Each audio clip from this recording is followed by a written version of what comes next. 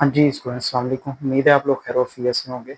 Matric और intermediate का result कैसा आ रहा है? ये सवाल हर बच्चे के माइंड में आजकल चल रहा है जिसने भी बोर्ड के पेपर दिए हुए हैं। रिज़ल्ट के बारे में चंद वो सवालात और उनके सॉल्यूशन जो कि आपको कहीं से नहीं मिलेंगे, वो आज मैं आपके साथ शेयर करने वाला हूँ।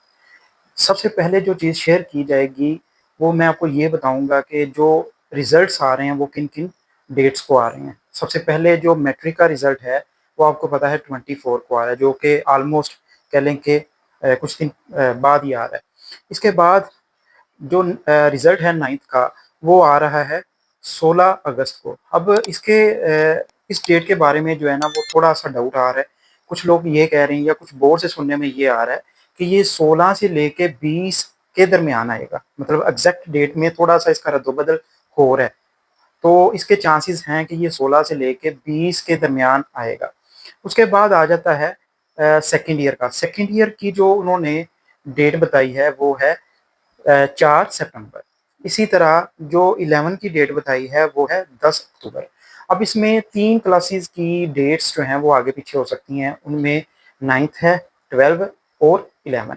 ये वो क्लासेस हैं जिनकी डेट्स जो है ना, वो बोर्ड की तरफ से अभी फाइनलाइज़ नहीं हुई। अभी जो सिर्फ डेट फाइनलाइज़ हुई है, वो है 10th क्लास की।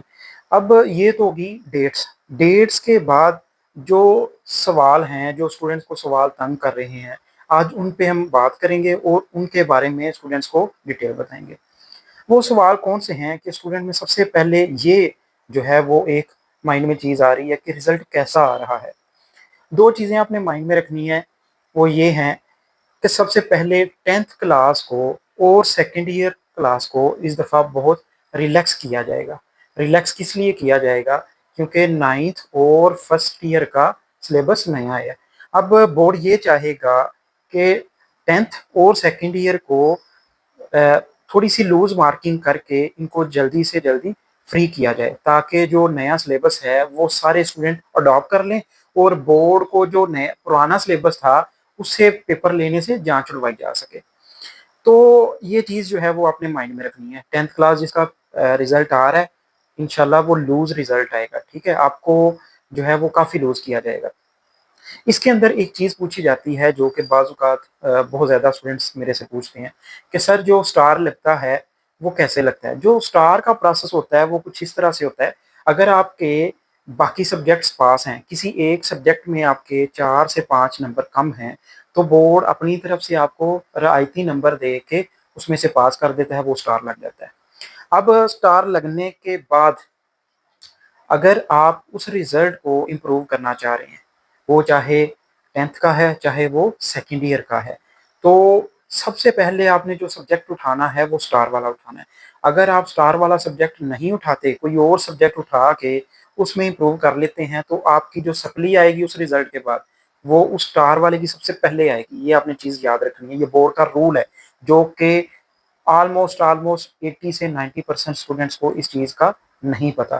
तो आज ये चीज़ अपने माइंड में क्लियर कर लेनी है, ठीक है? तो ये चीज़ हो गई कि एक तो स्टार कैसे लगता है और उसका क्या प्रोसेस होता है। अब 10th की जो मार्किंग है वो लूज़ है, 10th को फ्री किया जाएगा। 10th का जो रिज़ल्ट है वो इस दफ़ा मेरे नॉलेज के मुताबिक काफ़ी बेहतर रहेगा। उसके बाद बारी आ जाती है 9th क्लास की। 9th क्लास के लिए थोड़ी-सी न्यूज़ बैड है। 9th क्लास का जो रिज़ल्ट है वो लूज़ नहीं होगा, वो टाइट रिज़ल्ट आएगा इस दफ़ा। ये चीज़ आपने माइंड में रखनी है, क्योंकि 9th का जो नया सेशन आ रहा है, इनमें वो नई-नई चीज़ अडॉप्ट कर रहे थे, वो आपको भी आइडिया था। कुछ पेपर भी आपके मुश्किल आए थे 9th के भी और 11th के भी। तो 9th क्लास में ये चीज़ माइंड में रखनी है। उसके बाद बारी आ जाती है 12th की। 12th क्लास का रिज़ल्ट भी इस दफ़ा मेरे नॉलेज के मुताबिक या मेरे रिसोर्सेज़ के मुताबिक लूज़ आ रहा है। 10th को भी जो है वो लूज़ किया जाएगा, ताकि ये लोग भी पास होके बोर्ड को पास करने के बाद बोर्ड को आसानी हो सके। तो बाकी स्टार वाला प्रोसेस 12th क्लास के लिए भी सेम ही है, ये भी आपने माइंड में रखना है। उसके बाद आ गया फर्स्ट ईयर। फर्स्ट ईयर का जो रिज़ल्ट आ रहा है वो टाइट है, लूज़ नहीं है, ये चीज़ आपने माइंड में रखनी है। क्योंकि आपको पता है आपके पेपर जिस तरह से आए थे, उसी तरह से उसके अकॉर्डिंग ही आपका रिज़ल्ट जो है वो तैयार किया जा रहा है। तो ये आपको मैंने थोड़ी-सी डिटेल बता दी है किस क्लास का कैसा रिज़ल्ट आ रहा है। उसके बाद जो चीज़ आ जाती है, वो ये है कि एक तो मैंने आपको बता दिया स्टार कैसे लगना है और जो इम्प्रूव करना है वो किन सब्जेक्ट्स को करना है, पहले स्टार वाले फिर बाकी के सब्जेक्ट्स, ठीक है? उसके बाद ये चीज़ आ जाती है कि अगर आप सेकंड ईयर के स्टूडेंट्स हैं, ठीक है? सेकंड ईयर के स्टूडेंट्स हैं, आपके मार्क्स बहुत ज़्यादा कम हैं, तो आपने मिनिमम देखना है क्या आपकी परसेंटेज 45 बन रही है। अगर आपकी 45 परसेंटेज बनेगी तो आपने यूनिवर्सिटी में एडमिशन लेना है, अदरवाइज़ आपने एडमिशन नहीं लेना। अब इसमें बहुत ज़्यादा इश्यूज़ आ रहे हैं, बहुत ज़्यादा स्टूडेंट्स की कंप्लेन आ रही हैं, बहुत ज़्यादा मसाइल हो रहे हैं स्टूडेंट्स को। क्या होता है कि यूनिवर्सिटी आपको जो है वो प्राइवेट यूनिवर्सिटी आपको कहती है कि ठीक है हम आपका एडमिशन कर लेते हैं। लेकिन बाद में आपको पता चलता है 3 सेमेस्टर के बाद, 4 सेमेस्टर के बाद कि पीछे से डिग्री ही नहीं आ रही। एचईसी का रूल है कि एचईसी मिनिमम उस स्टूडेंट को डिग्री देता है जिसके 45% मार्क्स हैं। ये चीज़ आपने याद रख लेनी है कि 45% नंबर आपके कम अज़ कम होने चाहिए किसी भी डिग्री को करने के लिए, ठीक है? अगर 45 से कम हैं, तो मैं आपको यही सजेस्ट करूँगा कि आप इम्प्रूवमेंट कर लें। अगर कुछ स्टूडेंट्स ऐसे हैं जो कहते हैं कि सर हम इम्प्रूवमेंट नहीं कर सकते, तो उनके लिए ऑप्शन ये है कि आप एडीपी कर लें। एडीपी जो है वो एसोसिएट डिग्री होती है, ठीक है? ये उसी तरह ही है जिस तरह से पहले डिग्री होती थी बीए की, बीएससी की, सेम उसी तरह से है। इसमें होता ये है कि आपने 4 सेमेस्टर करने होते हैं, ठीक है? किसी भी कॉलेज से आप कर सकते हैं, 4 सेमेस्टर करने होते हैं आपने।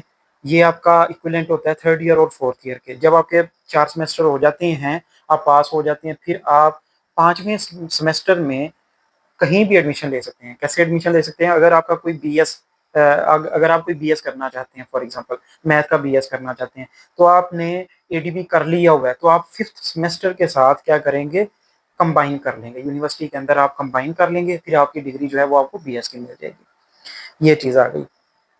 तो ये कुछ जो है ना वो इश्यूज़ थे। अब 10th क्लास के लिए अगर देखा जाए, तो 10th क्लास का रिज़ल्ट जैसे ही 24 को आ रहा है, 24 को रिज़ल्ट आउट होने के बाद आपने जो चीज़ माइंड में रखनी है वो ये है कि अगर खुदा ना खास्ता आपकी सप्ली आ जाती है, तो आपके पास 45 दिन का टाइम होगा, ठीक है? 45 दिन के अंदर-अंदर आपने जो है एडमिशन भेजना है और एडमिशन भेजने के 45 दिन बाद आपके पेपर शुरू हो जाएँगे। अब जो एडमिशन भेजना है वो आपका तकरीबन आपको रिज़ल्ट के 10 या 12 दिन बाद जो है वो मैक्सिमम इतने दिन मिलेंगे, रिज़ल्ट के 10 या 12 दिन बाद तक आपको टाइम मिलेगा। उसके अंदर-अंदर आपने जो है वो एडमिशन भेजना है और आपका जो है वो 45 दिन बाद पेपर शुरू हो जाएगा। उसके बाद आपका रिज़ल्ट आएगा, रिज़ल्ट जो है वो आपका तकरीबन 2 माह के बाद आएगा। अब आपने उसमें ये चीज़ याद रखनी है, कुछ स्टूडेंट्स कहते हैं क सर हम फिर हमारा 1 साल ज़ाया हो जाएगा। मैं आपको यही सजेस्ट करूँगा, अगर आपकी 1 सप्ली आती है या 2 सप्ली आती हैं, आपने कॉलेज के अंदर बात कर लेनी है, मैंने ये खुद भी किया हुआ है अपने स्टूडेंट्स के लिए। तो आपने किसी भी कॉलेज के अंदर बात कर लेनी है, वो आपको रिलैक्स कर देंगे। 1 माह के लिए, 1.5 माह के लिए वो आपको रिलैक्स कर देंगे। आपने उस सप्ली की तैयारी करके फिर जॉइन कर लेना है फर्स्ट ईयर को, ठीक है? उससे ये होगा कि आपका उधर से रिज़ल्ट आ जाएगा फर्स्ट ईयर का और आप उसमें पास हो जाएँगे, साथ ही आप जो है वो आपका साल भी बच जाएगा और उधर से आपकी जो है वो तैयारी स्टार्ट हो जाएगी फर्स्ट ईयर की। इस तरह से आपका साल बच सकता है। अदरवाइज़ अगर आप ये कहें तो फिर आपको वेट करना पड़ जाएगा, वो आपके लिए ज़रा परेशानी है। तो ये चीज़ आपने माइंड में रख लेनी है। ये कुछ सवालात थे जो मैंने खुद निकाले हुए थे, कुछ स्टूडेंट्स ने पूछे हुए थे, फर्स्ट ईयर के बारे में, सेकंड ईयर के बारे में, 10th और 9th के बारे में। तो इसके अलावा जो भी आपके सवालात होंगे, वो आपने कमेंट्स के अंदर छोड़ देने हैं या फिर आपने मुझे पर्सनली मैसेज कर देना है। मैं इंशाल्लाह नेक्स्ट वीडियो उन पे बनाऊँगा। जी, अल्लाह हाफ़िज़, शुक्रिया।